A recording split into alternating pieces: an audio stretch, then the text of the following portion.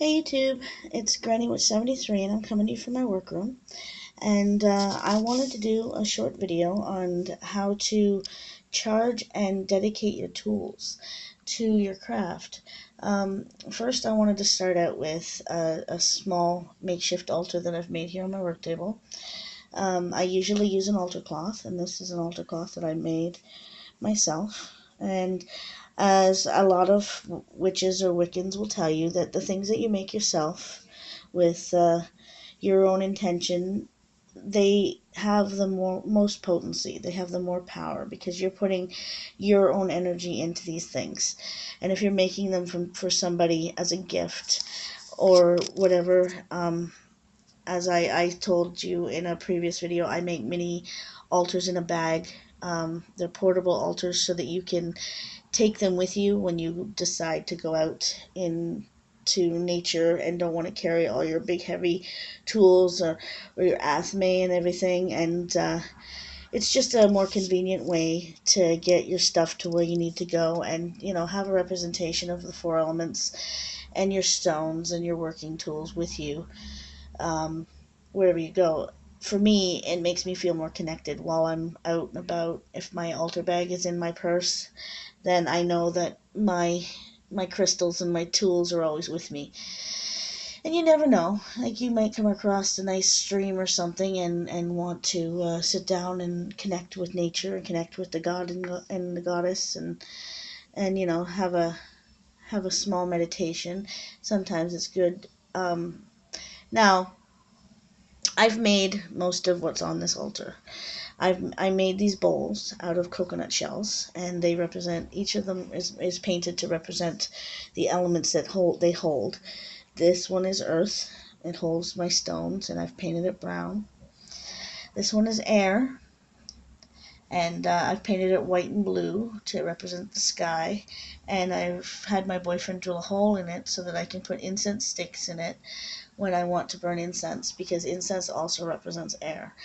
Now, I should mention that earth is usually in the north position, air is in the east, and this one is fire, and it's always in the south, and this one is water, and it's in the west.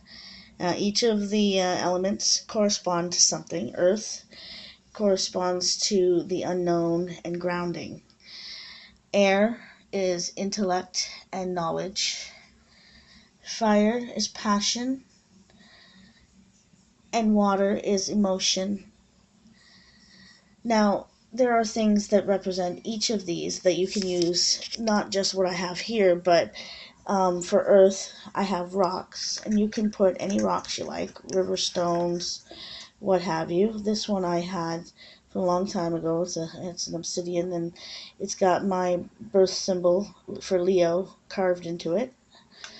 And it always goes in the earth position to help me remind myself that even though I'm a fire sign, that I need to remember to be grounded sometimes, because fire signs are very passionate, and we tend to get ourselves into trouble because we don't think before we speak sometimes. And salt represents earth as well. You can add salt to water, and you can kill two birds with one stone by representing both earth and water with salt water. Now, air can be represented with bird feathers or incense. The wands are also connected to air, and I've made this wand. It's a wind wand out of some feathers that my cousin gave me, and it's to fan the incense smoke if you're doing some cleansing and some charging of like positive energy charging. This is my cat's eye crystal that I got from Japan, or sorry, China, and it always sits on my altar since I got it, because I've always had an affinity with cats, and cat's eye is one of my stones, tiger's eye. I also am connected to the sunstone and smoky quartz crystal, which is right here.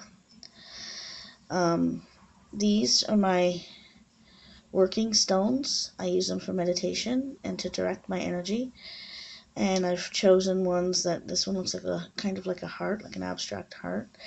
But I've chosen, but if you notice, there's 3 crystals there. So to me, it kind of represents the triple goddess, because the maiden, mother, and crone. If you notice, it kind of looks like 3 people standing together. And then this one, and I've chosen them as they speak to me.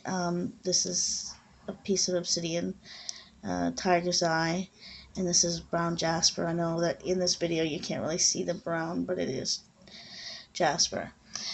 And I always place a candle in this. Like I said, fire can be represented by a candle, or you can use certain stones. Sunstone represents the sun. So you can use whatever speaks to you. You don't necessarily have to use the items that I've used. Seashells can be used for water. Also, you can use water. And as I said, you can use salt water. I always have sea salt on my altar. I don't use regular table salt.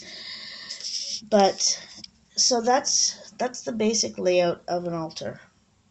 Now, if you want to charge and dedicate your crystals, I've already done these. It's not as difficult as the books make it out to seem.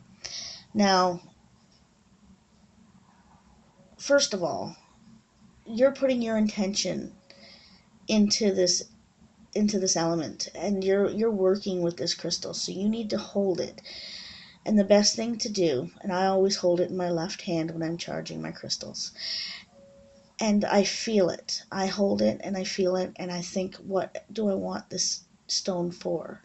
What do I want to use it for? This is going in my working crystal. I use them for healing and meditation. So that's the intention I put into the stone while I'm holding it. And it's a good idea to find a place that's quiet, where you can focus, that you're not going to be interrupted. Play some soft music if you do it in your room. Go out to someplace natural and sit by water. Water is always very calming, no matter what your element is. And think, like, dig down deep inside yourself and say, what do I want out of this element? What do I want with this tool?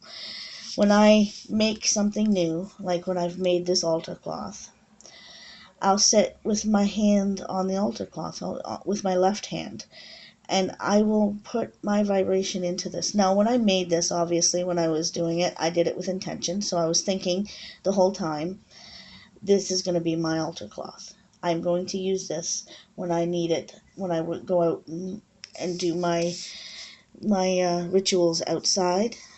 I also use it. I also will wrap my my tarot cards in cloth like this, because tarot cards hold vibrations as well.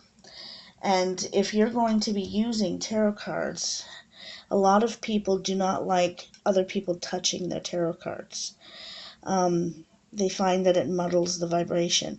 When I do a tarot reading, I always have the person that I'm reading for, if they're around, if they're here with me, hold the cards and put their question to the cards, not to me. I never know what they're saying, what they're asking. When I read the cards cold, so that I don't know.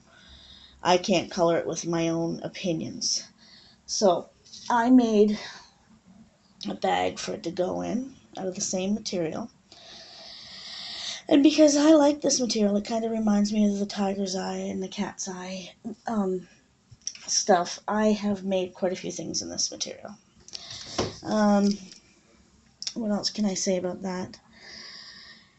Oh, the other thing about the tarot cards is I never leave them sitting out in the open air if I'm not using them, and I'm not working with them. They stay inside their bag, and they usually go into a box where I have most of my, smaller tools. My bigger tools, like my athame and other things, sit on my altar all the time.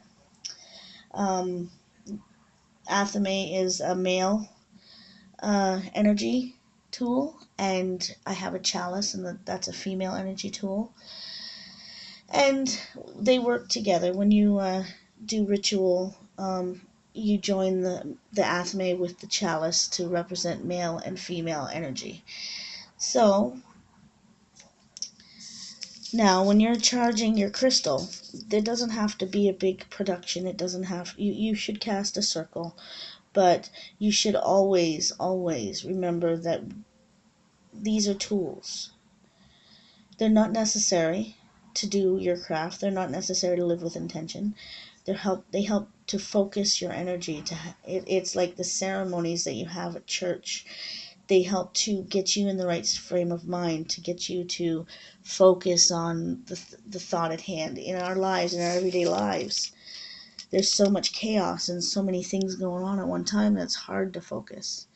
So when you lay all this stuff out, you set yourself out into a mindset so that you're going to be working with these tools, and you're going to be doing it for a certain purpose.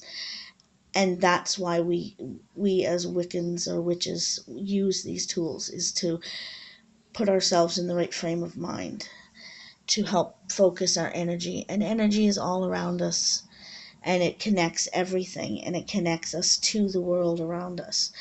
So it's there for everybody to take. It's not infinite. It will be there long after we're gone. It doesn't have a beginning and an end. That's what the infinity symbol represents, is the infinity of the world and the universe and nature and the powers that be, the energies that we call on as witches and as Wiccans represent themselves in different ways to us, but it's what speaks to you as a person and what makes you feel comfortable. You don't have to do everything the way other people do them to call yourself Wiccan or a witch. You just have to follow the reed and harm none, live with intention, and learn what you want to learn. Learn what you can about the things that you want to work with, the powers that you want to bring into your life, the positive energy that you want to cultivate. Bring that out into your world and learn how to do it by asking questions and seeking out teachers. This is how I learned, and this is how we all have a right to learn. Is, what we want to learn, not what people think that we should learn. Think and freely express yourself the way you see fit. As long as you harm nobody or yourself, then who's to say that you're doing it wrong? That's everything for today. I hope you enjoyed my little altar demonstration and crystal charging spiel. Like I said, I've already charged my crystals, so I'm not going to go through the whole ceremony again, but I cast a circle and I put out these elements, and I charged my crystal and blessed them with the elements that were given me. And that's everything. So enjoy your evening, and blessed be.